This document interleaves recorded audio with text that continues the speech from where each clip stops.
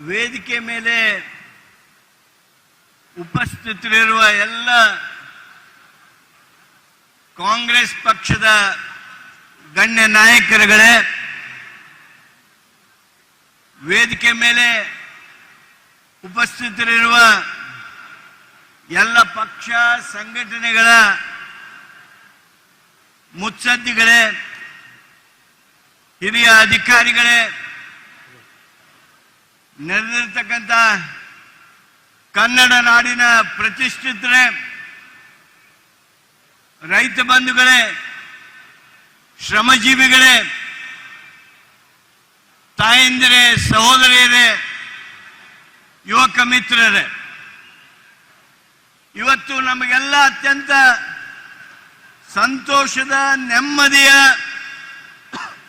ಸಮಾಧಾನದ ದಿನ.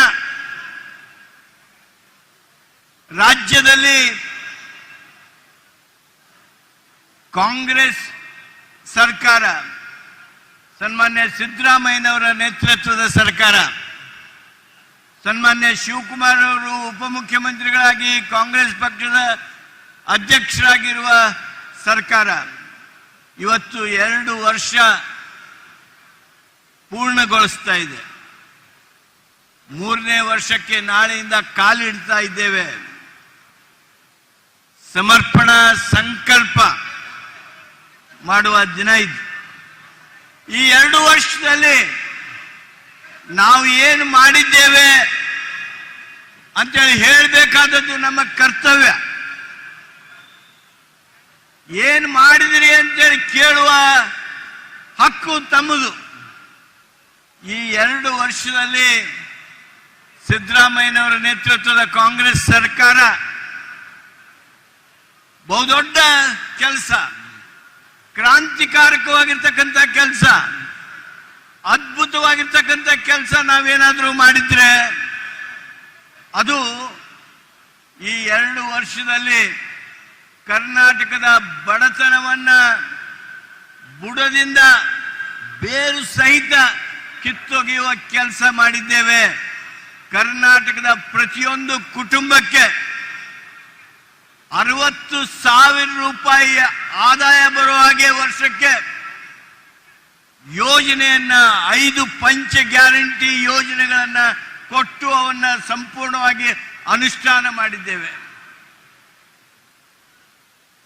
ಯಾವುದೇ ದೇಶದಲ್ಲಿ, ನಾನು ನಮ್ಮ ಭಾರತ ದೇಶ ಮಾತ್ರ ಅನ್ನೋದಿಲ್ಲ, ಯಾವುದೇ ದೇಶದಲ್ಲಿ ಇಷ್ಟು ಕಡಿಮೆ ಅವಧಿಯೊಳಗೆ ಒಂದು ಯೋಜನೆ ಮುಖಾಂತರ 1,25,00,000 ಬಡ ಕುಟುಂಬಗಳನ್ನ ಬಡತನ ರೇಖೆಯಿಂದ ಮೇಲೆತ್ತಿರ್ತಕ್ಕಂಥ ಕ್ರಾಂತಿಕಾರಕವಾಗಿರ್ತಕ್ಕಂಥ ಕಾರ್ಯಕ್ರಮ ಎಲ್ಲೂ ಯಾರೂ ಕೊಟ್ಟಿಲ್ಲ. ಅದನ್ನ ನಾವು ಕಾಂಗ್ರೆಸ್ಸಿಗರು, ಕಾಂಗ್ರೆಸ್ ಸರ್ಕಾರ, ಸಿದ್ದರಾಮಯ್ಯನವರ, ಮಾನ್ಯ ಶಿವಕುಮಾರ್ ಅವರ ಸರ್ಕಾರ ನಾವು ಕೊಟ್ಟಿದ್ದೇವೆ ಅನ್ನುವಂಥ ಬಹುದೊಡ್ಡದಾಗಿರ್ತಕ್ಕಂಥ ಸಮಾಧಾನ ನಾನು ನಿಮಗೆ ಈ ಸಂದರ್ಭದಲ್ಲಿ ಹೇಳೋದಕ್ಕೆ ಬಯಸ್ತೀನಿ.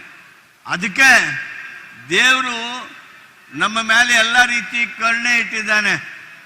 ಈ ದೊಡ್ಡ ಕೆಲಸ ಮಾಡಿದ್ರಲ್ಲ, ಅದಕ್ಕಾಗಿ ತಂಪು ಬಂದಿದೆ, ಮಳೆ ಬಂದಿದೆ, ಯಾರು ಚಿಂತೆ ಮಾಡಬೇಕಾಗಿಲ್ಲ. ಉತ್ತರ ಕರ್ನಾಟಕದೊಳಗೆ ಒಂದು ಗಾದೆ ಇದೆ, ಮಗ ಉಂಡ್ರೆ ಕೆಟ್ಟಲ್ಲ, ಮಳಿ ಬಂದ್ರೆ ಕೆಟ್ಟಲ್ಲ. ಈ ಬರುವ ಮಳೆ ಈ ಭೂತಾಯಿಯ ಒಡಲು ತುಂಬಿ ರಾಷ್ಟ್ರಕ್ಕೆ ಸಂಪತ್ತನ್ನ ಸೃಷ್ಟಿ ಮಾಡೋದಕ್ಕೆ ಇನ್ನೂ ಹೆಚ್ಚು ಬಲ ನೀಡ್ತಕ್ಕಂಥ ಮಳೆ ಆಗಿದೆ. ಅದರ ಮೂಲಕ 3ನೇ ವರ್ಷವನ್ನ ನಾವು ಪ್ರಾರಂಭ ಮಾಡ್ತೇವೆ. ಬಂಧುಗಳೇ, ನಮಗೆ ವಿರೋಧ ಪಕ್ಷದವರು ಗ್ಯಾರಂಟಿ ಮಾಡಿದ್ರಿ ಖರೆ, ಆದ್ರೆ ಬೇರೆ ಏನ್ ಮಾಡಿದ್ರಿ ಅಂತ ಕೇಳ್ತಾರೆ. ನಮಗೆ ಹೇಳೋದಕ್ಕೆ ದೊಡ್ಡ ಪಟ್ಟಿನೇ ಇದೆ.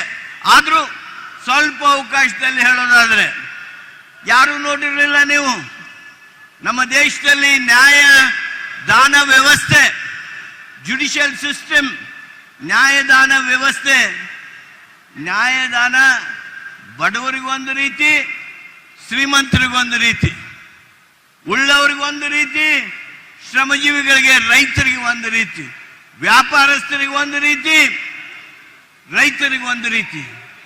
ಯಾವ ಮಟ್ಟಕ್ಕೆ ಉಳ್ಳವರು ಏನಾದರೂ ಕೋರ್ಟ್ ಕಟ್ಟೆ ಹತ್ತಿದ್ರೆ ಆ ಕಮರ್ಷಿಯಲ್ ಕೋರ್ಟ್ ಅಂತ ಏನಿವೆ ಅಲ್ಲ, ಅಲ್ಲಿ ಅವರು ದಾಖಲು ಮಾಡಿರ್ತಕ್ಕಂಥ ದಿವಸವೇ ಆ ಕೋರ್ಟ್ನಲ್ಲಿದ್ದಂಥ ಪ್ರಕರಣ ಯಾವ ದಿವಸ ಅದ್ರ ತೀರ್ಪು ಬರುತ್ತೆ ಅಂತ ಹೇಳ್ತಾರೆ.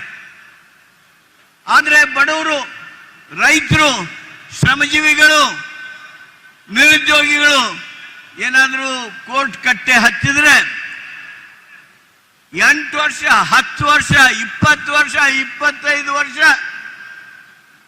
ಕೋರ್ಟ್ನ ಕಟ್ಟೆ ಮೇಲೆ ನಾವು ನಿಂತ್ಕೊಂಡಿರ್ಲೇಬೇಕು. ಯಾಕೆ? ಉಳ್ಳವರಿಗೆ ವಿಳಂಬವಿಲ್ಲದೆ ನ್ಯಾಯದಾನ, ಯಾರು ಇಲ್ಲದವರಿದ್ದಾರೆ, ಯಾರು ದುಡಿಯುವ ವರ್ಗ ಇದೆ, ಯಾರು ರೈತ ವರ್ಗ ಇದೆ, ಅವ್ರಿಗೆ ನಿಮಗೆ ಮನಸ್ಸಿಗೆ ಬಂದಾಗ ನ್ಯಾಯದಾನ ಮಾಡುವುದೇ? ಇದು ಆಗ್ಕೂಡ್ದು. ಈ ಅನ್ಯಾಯವನ್ನ ನಾವು ನಿಲ್ಲಿಸಬೇಕು ಅಂತ ಹೇಳಿ ಸಿವಿಲ್ ಪ್ರೊಸೀಜರ್ ಕೋಡ್ ಅನ್ನ ನಮ್ಮ ಕರ್ನಾಟಕ ಸರ್ಕಾರ ಕರ್ನಾಟಕ ವ್ಯಾಪ್ತಿಗೆ ಬರೋ ಹಾಗೆ ತಿದ್ದುಪಡಿ ಮಾಡಿ ಬಡವರ ಪ್ರಕರಣ, ಸಣ್ಣ ರೈತರ ಪ್ರಕರಣ, ಅತಿ ಸಣ್ಣ ರೈತರ ಪ್ರಕರಣ ಬರೀ 6 ತಿಂಗಳೊಳಗ ಅವುಗಳನ್ನು ನಿಕಾಲಿ ಮಾಡಬೇಕು ಅನ್ನುವಂಥ ಒಂದು ಬಹುದೊಡ್ಡ ಲೆಜಿಸ್ಲೇಷನ್ ಅನ್ನ